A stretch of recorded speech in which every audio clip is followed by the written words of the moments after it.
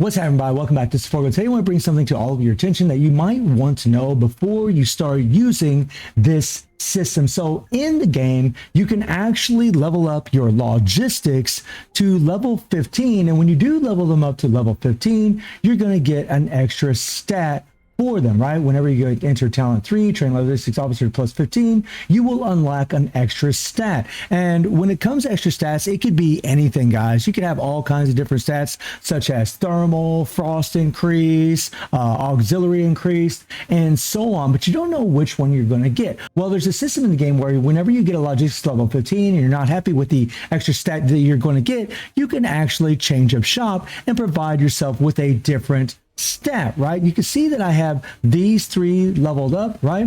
And this one here gives chaos damage, right? Well, chaos damage isn't worth a crap for Acacia. Obviously, I'd either want frost for this character, or I'd want maybe auxiliary units, something like that would be really, really OP for this particular character, right? So this is a pretty much useless stat. Now, if you had a logistic that was like the same logistic as another character, like say there's another character with chaos damage and they use this specific logistic, I could throw this logistic on them to help buff them up. That would actually be a really good idea as far as eliminating some RNG. But what if you're not in that situation? What if you actually need to change the specific logistic for your specific character?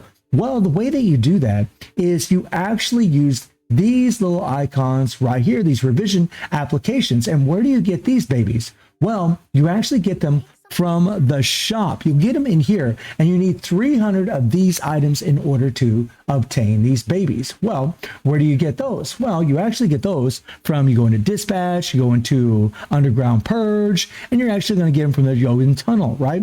Every time you clear these things, they're going to give you these resources right here in order to acquire whatever materials out of the shop that you want. And you're going to get a total of about 240 of these every 2 weeks, 240 of these. Now, this is on low right now. My face is actually in the way, but this is on low. There's actually 3 different levels to this game mode: low, medium, and high. Now, I would assume that the higher level that you go, the more resources that you actually get. But for most players right now, I do believe they're probably going to be on low. I mean, my account's at level 60, 61 right now. I got some fairly strong characters. I've spent about 250 bucks in this game, and yet this is still pretty damn difficult, guys.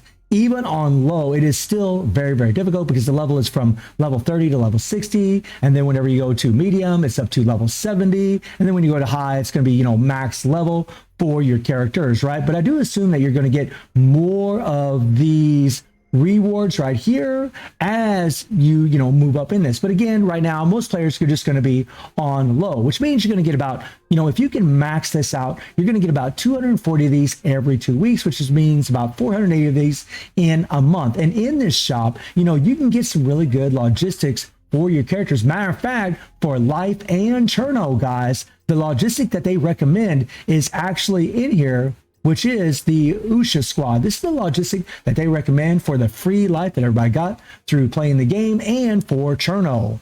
So if you're trying to get the best logistic for them, this is where you're going to have to pick them up and where you're going to have to use 300 of these items in order to buy them, because it's 100 for each of the logistics that you use. So I want you guys to watch a clip that I did last night on my live stream to see what happened when I actually tried to use one of these, so you can get an idea of whether or not you should actually do this. So we'll be right back in a minute. So here we have this material. Let's see if this thing is going to change this to what we want, if we get to choose an option, or if this is an RNG based thing, because if it is, this will be ridiculous. So we're going to hit that.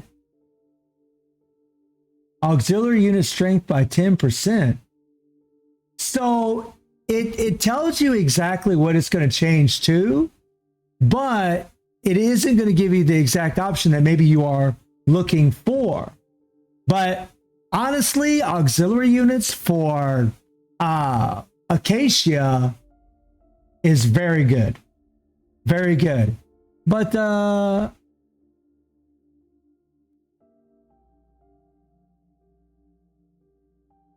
yeah, it looks like this is the only option you get. Let's try something else. Let me go to the next one here, right?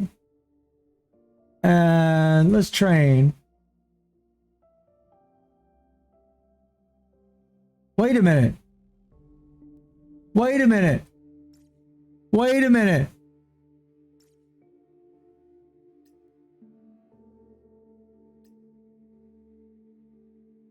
Oh my God. Once you use that fucking thing, you have to click on the one that you want. Oh my God. So once you use it, oh my God. So I don't know if they're always going to be auxiliary units or what the deal is here, but wow, man.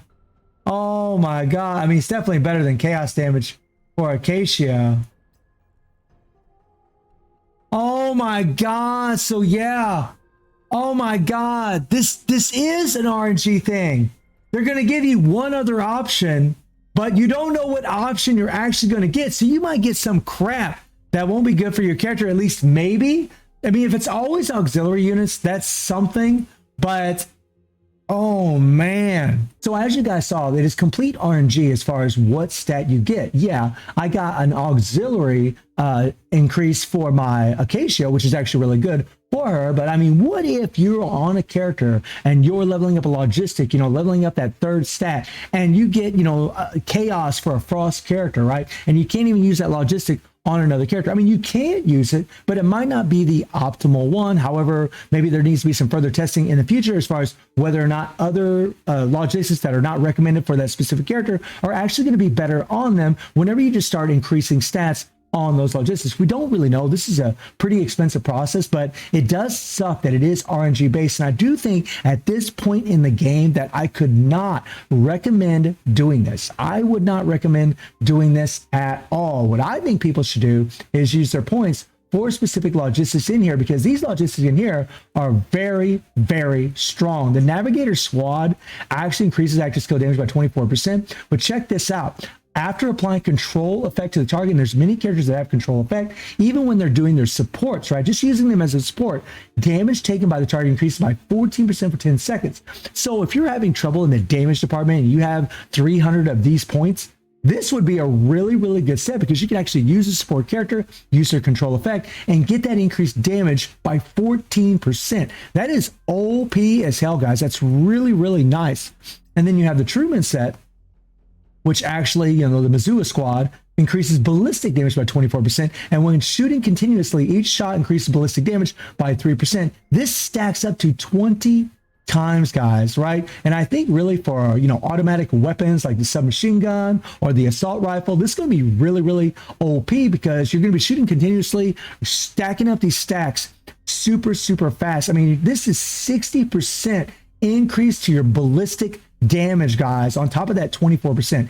This is very, very strong, especially against characters with shields. So this is another really OP set. And then you have the Usha Squad, which is actually recommended for Cherno and the free version of Life. And this is the only place you can get it. And you can see why, guys, with the auxiliary unit strength by 24% and increased damage of auxiliary units by 42%. Because Cherno uses that small Titan to do all that damage. That's her auxiliary unit. And Life uses those Ravens, right? And that's where a lot of her damage comes from. So this is actually OP as hell for both of those characters. So I don't want to complain just yet about, you know, this system here, because you do get, you will get an option, right? You will get some kind of option that may or may not help your specific character. But I really think at this point in the game, I could never recommend doing this. I think you really should focus on one of these logistics depending on your needs in the game. But depending on how many of these points we actually get in the higher levels in the Jotun Tunnel, like, you know, when we're on medium and high, like how many more of these points are we actually going to get? Because that's something I don't know yet. For the moment, on the low difficulty, we get 240 of these, but maybe this will go up to 300 every 2 weeks.